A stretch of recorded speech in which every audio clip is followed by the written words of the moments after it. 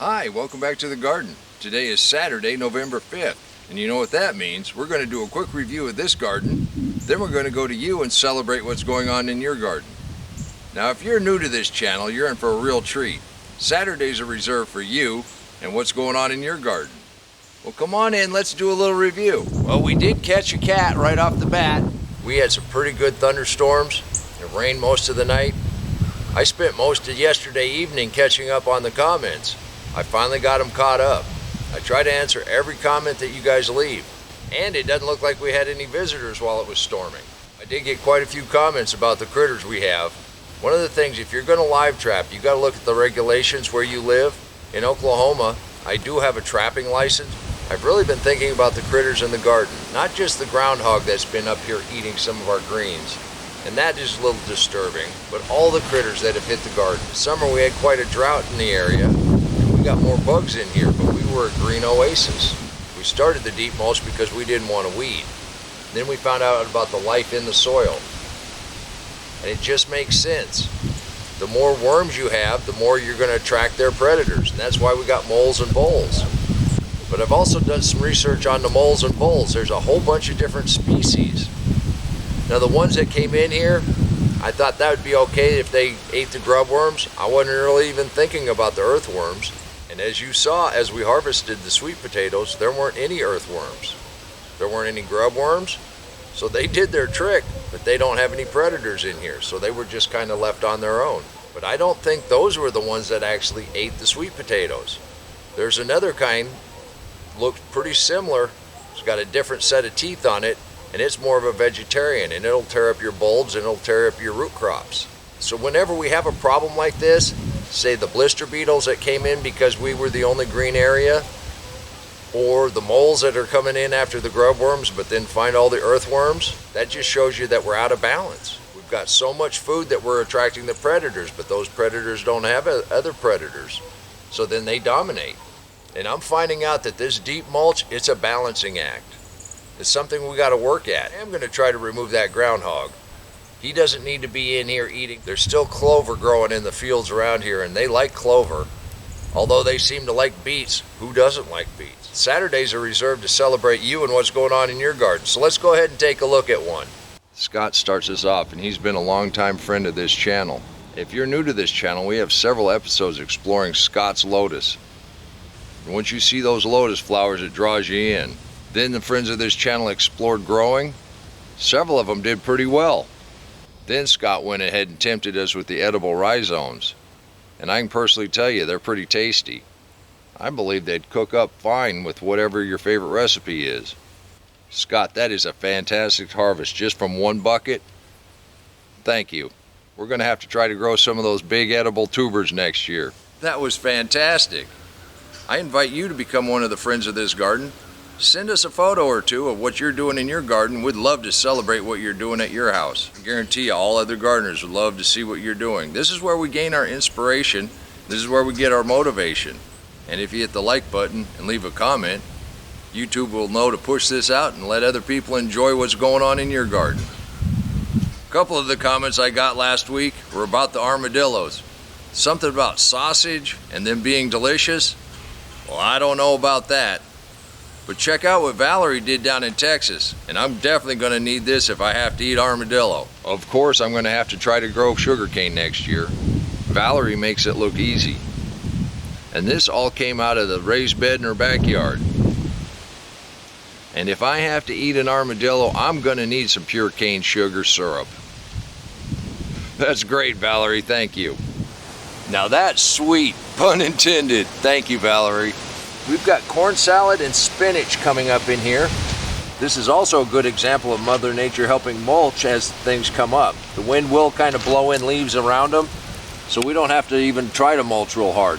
It'll do it on its own. I know there's some days in the garden that you feel discouraged, but like this morning, a nice brisk autumn morning, you come out and your Swiss chard just looks like this. Brings a smile to your face. Makes it all worthwhile. We've got a new friend of the garden. Let's go ahead and celebrate their garden. Dixie is a new friend of this channel, and she's from Georgia. She's mulching her raised beds, getting them ready for the winter. One note, the daikon radishes, wait until frost. They're quite bitter before they get some frost on them. We think her kale, parsley, and rosemary should be just fine in the deep mulch in her area. Thank you, Pixie, and welcome to this community.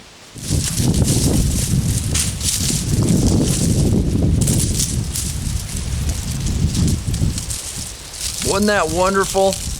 You can do this too. Doesn't matter the size of your garden, whether it's a container on your windowsill or whether you got a large food forest. We'd all love to see what you're doing at your house. Look what I found. The peas we planted in late summer, we're going to be able to get some peas off of here. Let's go ahead and take a look at another one. Dan dodged that last frost and has a little more time in the garden, which is still producing nicely. His peppers are enjoying the greenhouse along with all those seedlings. And just look at the abundance of tomatoes that they're making up. Dan has been a friend of this channel for quite a while, and I'm glad to link his channel in the description box below. Thank you, Dan. Your garden looks awesome. That is just terrific. And you never know. This amaranth was down in amongst the taller stuff. More mature plants, they frosted back. We've already cut those back. But we're going to get even more seed heads. You just never know. Radishes are doing good. Lettuce is growing well. The arugula, all the stuff we planted in September. You can do this too. Now, if you don't want your gardening season to be over, you can set up some cold frames. There's still time. Let's go ahead and take a look at another one. Right in the heartland of Texas, the growing season is still going strong. Even at this late date, the cantaloupe are continuing to make good melons. Valerie, everything else in your garden reminds us how bountiful a container garden can be. Thank you for being such a great example to our friends. And your garden, simply blessed. We got bees in our bok choy flowers. No, this one's mine. And these are delightful. Just like all our friends and neighbors. I do invite you to join us. Just send me an email at waylandsmalley5@gmail.com. The address is in the description box below.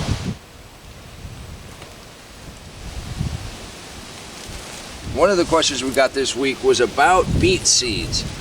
This beet right here we planted underneath that plastic tote, that mini cold frame, late in the winter last year.